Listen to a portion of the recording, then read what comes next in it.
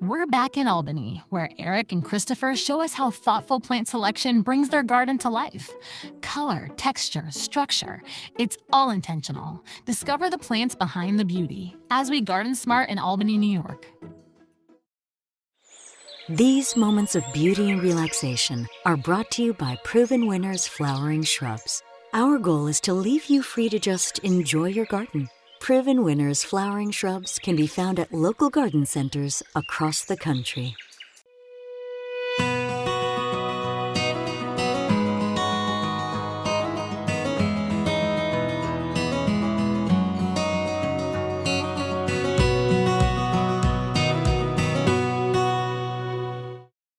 Dram has been providing gardeners with professional equipment for over 80 years. Dram products feature 9 water patterns and are designed to nurture your plants with a shower of rain. Dram for lawn and garden, available at garden centers near you.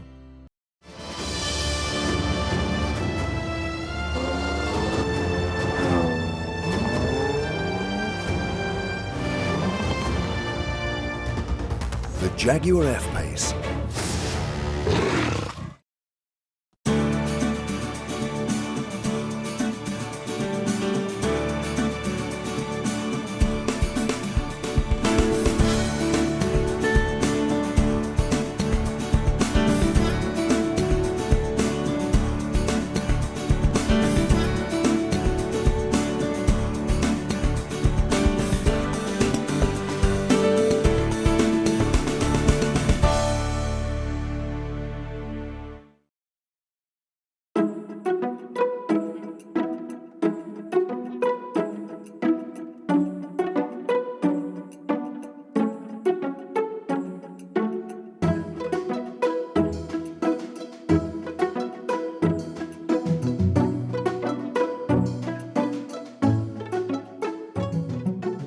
Today, we return to Albany, New York for another visit with Eric and Christopher, 2 creative YouTube gardeners with a stunning private retreat. Host Eric Johnson dives deeper into their garden to explore the thoughtful plant selections that bring structure, color, and seasonal interest to every corner. From rare specimens to tried and true favorites, their choices reflect both artistry and experience. It's a masterclass in planting design right from their backyard.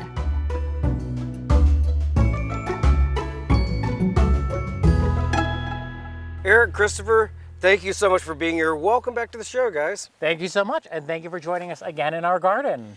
Well, today we're going to take a tour through your garden, and I would invite you guys just to talk through the things that are working, the things that aren't working, and then, of course, we need to hear about all of your favorite plants.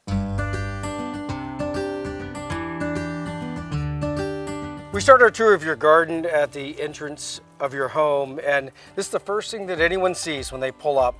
And so, you really want a nice pop. And I love what you've done with this combination of plants. And let's talk through it. Thank you. This is a dwarf variety of Annabelle type hydrangea called Wee White. And I think it's the perfect hydrangea to have at the entrance of the house because it stays compact. This is the mature size. There's 4 of them here in this grouping. They were planted as little quart sizes. These are more established. These are probably planted in 2019. So they've been here a while. They get full sun all day long. This is the front of our home. It faces south. They do have a little bit of drip irrigation underneath them, but I couldn't imagine like a cuter way for people to come up the driveway and get this basically a bouquet of hydrangeas coming out of the ground. Yeah, and we chose for the foundation bed of the house because we are in a suburban neighborhood. We didn't want to get too busy, too overly cottagey with it. So it's a much tidier border, and we love using artist blue floss flower as a hedge. It's just this lovely little tidy annual that stays smaller. Some ageratums get kind of tall and leggy, but this one stays nice and tidy, and it just gives a really nice contour to the front curve of the bed. And this here is called Double Play Blue Kazoo Spirea. It's just come out of flower. It gets really bright white flowers just before the wee whites come out. But the cool thing about this is it gives you this multicolored leaf structure. They're mostly in a cooler blue tone, but they also bring in kind of a reddish feel. Tucked in between, which won't really shine for probably another month, is a purple fountain grass. One day, someone's gonna come out with a purple fountain grass that is hardy in our cooler zone. Sure. Because we always plant it in the same spot. So you can just imagine as these transition, as we get into the fall, we're gonna have this big plume of red foliage there, which I think is fantastic. And then the next layer behind, in the springtime, we had ambassador alliums. Oh, nice. And we chose to pair them with another Annabelle-style hydrangea, Invincibelle Spirit 2. This awesome trick that Eric had discovered. You plant your big alliums at the base of your arborescens hydrangeas so that really big, ugly foliage of an allium, it gets buried by the new growth of the hydrangea, and then just as they're finishing, here we are with beautiful pink flowers. It looks like a flower arrangement in a vase. It's a really, really beautiful effect. And I think it also lends itself well to this border that is a little formal-ish, Right. but it's also playful, and that's a great backdrop for all of this. I think it's really, really nicely done. One of the hallmarks of our gardening style that we've been developing over these last 7 or 8 years is that we have a very rectangular home. It's very contemporary. Our hardscaping is very contemporary and square, but you'll notice every border is curved. So we try to bring in that cottage feel. Right. We call it contemporary cottage. One of many things I think you've done a great job of in your garden is creating these vignettes and finding these wonderful and whimsical ways to make plants play together well. Let's start here with our native species, oak leaf hydrangea, covered in pollinators. This is Gatsby pink, and this is at full maturity. So this is probably a 6x6 plant at this point in time, and it blooms on old wood, so we don't prune it, we don't do anything to it at all. So it's got really good cold tolerance and bud hardiness over the winter. And what's really nice about this hydrangea, and probably why it's called Gatsby pink, by the end of the season, this is just deep, rich, intense pink. And it doesn't stop there as far as like colorful interest goes. As fall comes, all of this big, bold foliage that you see turns deep, rich mahogany, almost like a leather. So it's really, really interesting.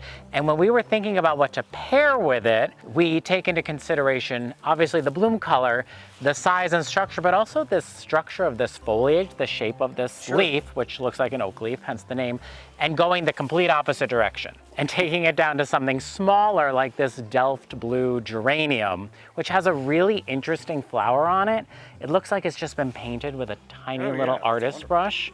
And then Christopher's favorite pairing of all is pairing a rose with a clematis. I love taking a climbing rose and pairing it with a clematis, especially type 3 clematis, because then you can cut it down to the ground almost every season and clean out that growth. It doesn't take over when you want to prune your rose. This is Teasing Georgia from David Austin. I love the color. I paired it with Superba. It's a Jackmanii clematis sport, I believe, with that blue. And then depending on the heat, I find that some David Austin roses change color. This can be a little more of a yellowy tone. And then it's sort of gotten into this more apricot-y and almost white. But when it has that yellow, it really pops against that. This is a case of a garden telling us what it wants to do. We planted Roseanne geranium at the base of this hydrangea. The hydrangea was 2 feet away. Much smaller. But now what we find is the Roseanne geranium almost climbs through it. So in short order, we're gonna start having little blue blooms that pop up through here. And one thing about making content that is an unintentional bonus is we now have a video journal of the garden. So from month to month, we can look back and say, wait, where do we need to add in a little bit of red? And then oops, Surefire Rose Begonia popped in, and it does, like, it ties the whole thing together. So this is something that happened because we make content.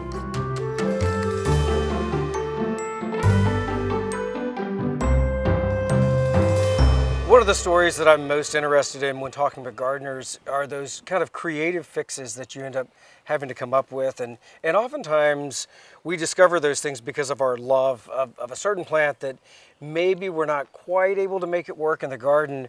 And I think this is a great example of that kind of passion. And it's also a really, really cool idea that I'd love for you to share with our viewers. So we wanted hostas. And when we built our house, we didn't have shade anywhere. This tree wasn't here, and this is just dappled shade to begin with.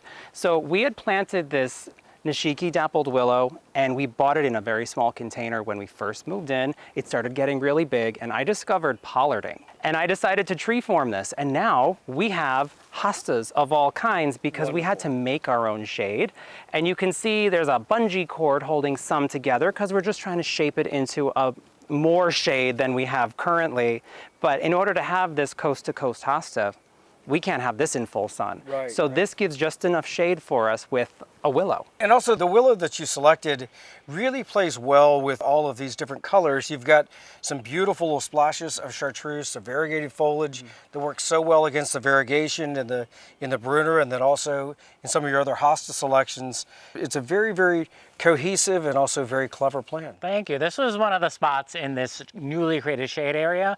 I love that this yellow coast of coast hosta plays with the coral bells underneath the Invincible ruby hydrangeas, and then it also brings the gold from the gold smoke bush down and around. It just ties it all together really nicely. It's those repeated themes in a garden, especially in a border like this where you've got a nice mix of variegation and then kind of a triangle of chartreuse, and then of course your love of hydrangeas is very well represented. Yes, we are standing here in the hydrangea room, and this begins it with the Invincible ruby hydrangeas, which I think really enjoy this part sun location. They're very full. They, again, were planted probably 3 years ago as quartz, and this is their full size. This is as big as they'll get. I like that they bring that height and repetition of color. So the Invincible Spirit 2 hydrangeas that are further north in the bed here, it bounces that pink back and forth between them.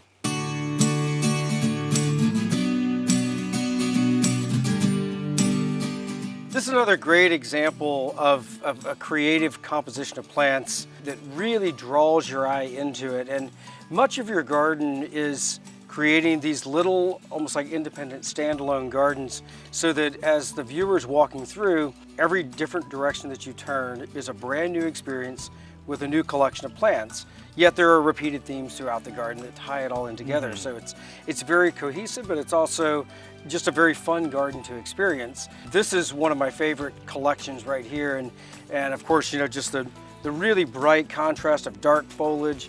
Tell us how you were thinking about the design. Sure, yeah, we do love to create garden vignettes in the garden because it really helps. It helps dissolve that overwhelm that you can feel when doing a big space. So just creating these special moments, and this happens to be one of our favorite special moments in the garden. And we started with this Winecraft black smoke bush with that foliage. I mean, it's to die for. It's gorgeous. And we do cut it back to the ground, so we forfeit the blooms, but we like it this size. And when we cut it to the ground or coppice it, it gives us extra bold, big foliage, and that's why we grow this shrub. And I think that the way that it pairs with the Kinsley Ghost honeysuckle is really dreamy. That's such a cool honeysuckle with its big bracts that come out in the spring. It'll flower yellow. It gets red berries on it that the birds just eat up so quickly. The other thing we love about it, it is a European variety honeysuckle, so it's non-invasive. So it's not gonna spread itself around the garden. It's gonna stay contained here on the trellis that we put on the fence and just be beautiful. And then of course, to ground the space, we went ahead and did a dwarf mugo pine, a slow mound mugo pine that'll grow very, very slowly. It's not gonna be one of those giant ones that'll overtake the space. And tying in perennials, we have a nice color block of the Peachberry Ice Coral Bell, which plays really well with the purple of the Winecraft black foliage. And they're both bold foliages, but they are totally different in color and texture. And then to connect it with the purple, we've got the Ever After Veronica, which is just coming into flower. But once that is like in full bloom, this spot is so eye-catching. It's incredible. And we just, this spring, added this fountain in. We do have water throughout the garden, but this particular fountain, it's a really subtle sound. So when we sit on the bench, we're enjoying all the surroundings, all the hydrangeas. We always have this little peaceful moment. And honestly, like you said, when you walk up, taking this vignette in, this is the spot where everybody stops. Right. Not just because the honeysuckle is the coolest plant you've ever seen, but the layering is something we're very proud of in this space. You really get a sense of, you know, the red foliage and the orange foliage, and then the blues and the greens, they all play so nice together. And then what really frames the vignette in is this eastern redbud tree. Not only does it have those gorgeous spring flowers that bloom all over the trunk and all over the branches, but then it also has big, bold foliage. So you've just got this beautiful composition of big, bold foliage playing really nicely with each other. They just kind of make your eye dance around the space. In this particular area, there's a sprinter boxwood on this side and the mugo pine, so there's that winter interest. And we also have a ton of tete-a-tete, the really tiny daffodils. Yeah. So they have just high enough leaves that they get covered by all these perennials when they come out, so we don't have to go in and do too much cleanup with them. So there is a bit of that four-season of interest too.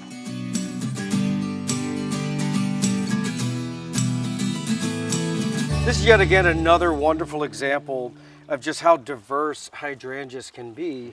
And this is another new selection. It's wonderfully contrasted with this weeping redbud.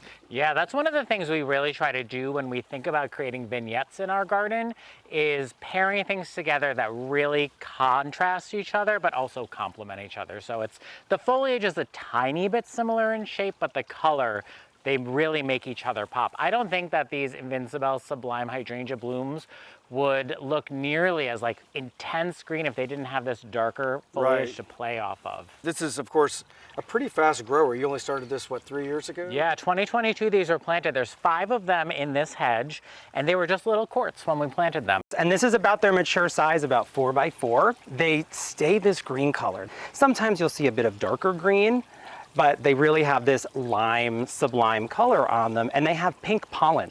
When we're looking for those bright splashes of colors and great plants for contrast, especially with dark foliage, it's hard to imagine a better selection. And really, really easy to grow in our growing zone because it blooms on new woods. It's non-stop green color for the entire season.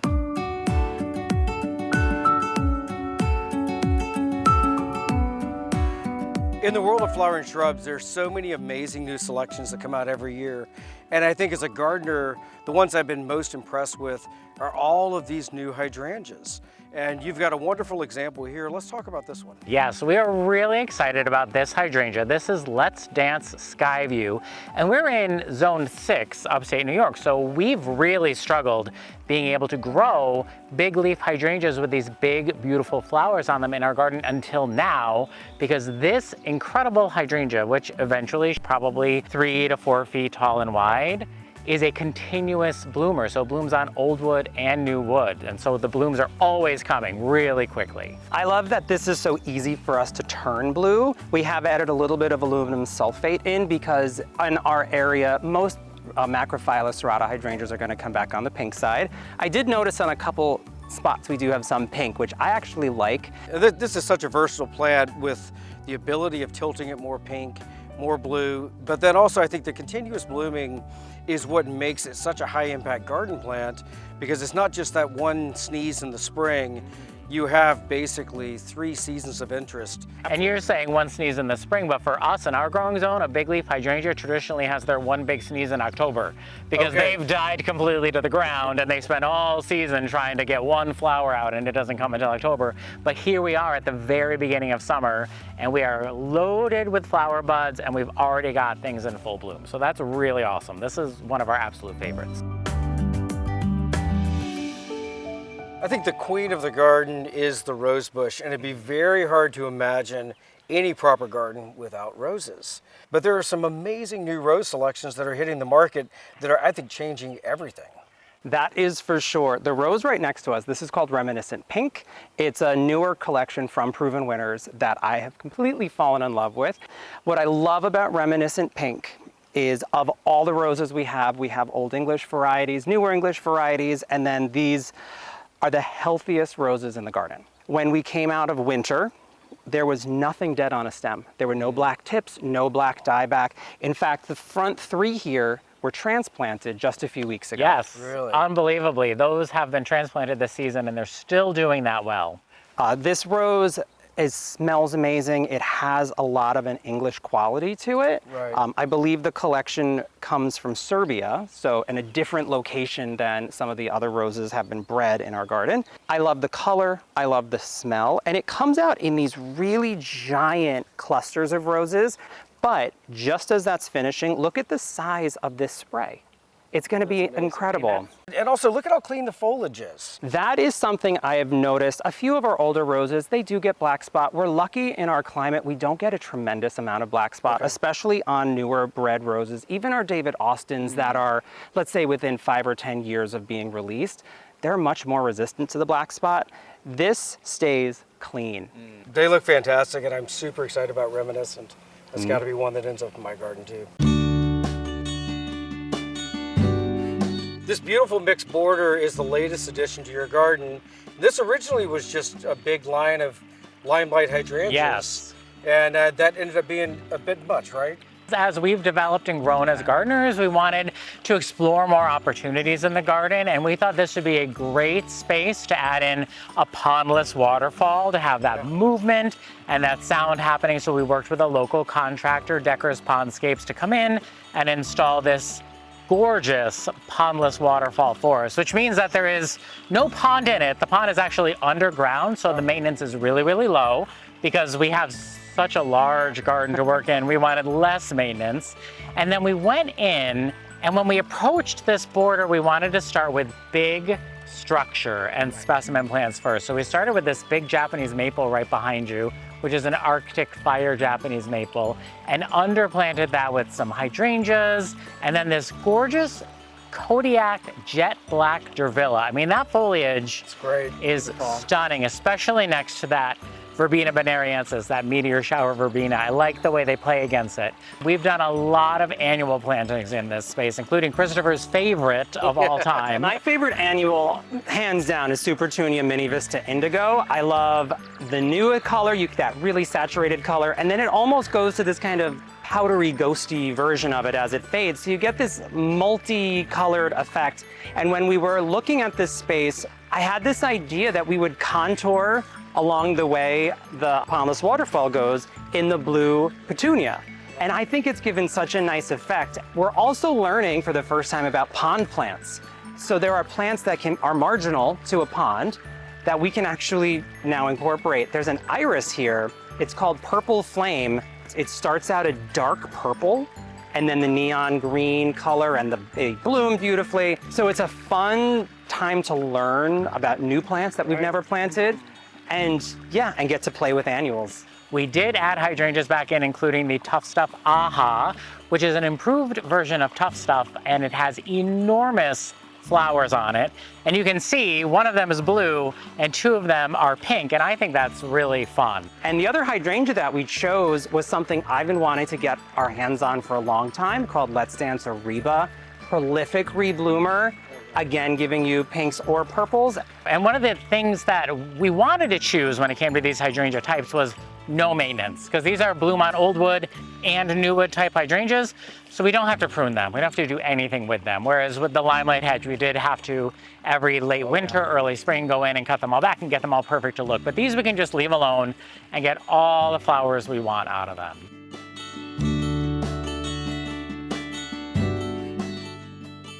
It's been so much fun spending the day with you guys. And of course, your passion for gardening is really contagious. It's going to be so much fun over the years just to see how this garden evolves, and we can all learn from your ideas. We can all learn from each other's successes and failures, and just want to thank you for spending the day with us. Absolutely, and thank you for joining us. Yeah, thanks for coming by.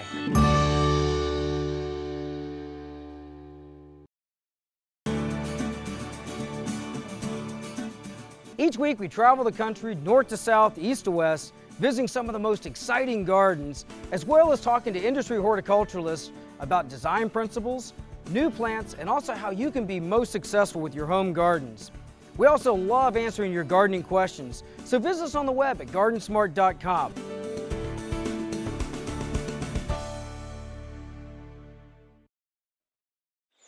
These moments of beauty and relaxation are brought to you by Proven Winners Flowering Shrubs.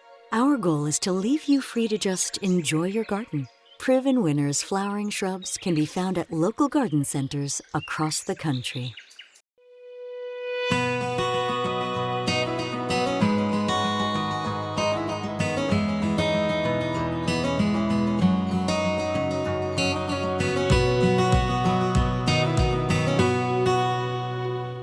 DRAM has been providing gardeners with professional equipment for over 80 years. DRAM products feature 9 water patterns and are designed to nurture your plants with a shower of rain. DRAM for lawn and garden, available at garden centers near you.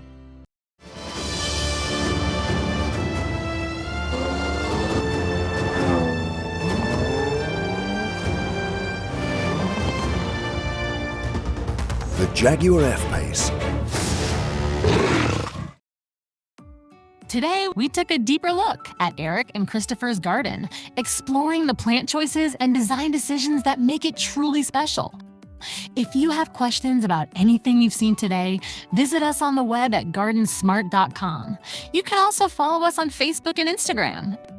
And remember, even if you're a master gardener, there's always more to learn.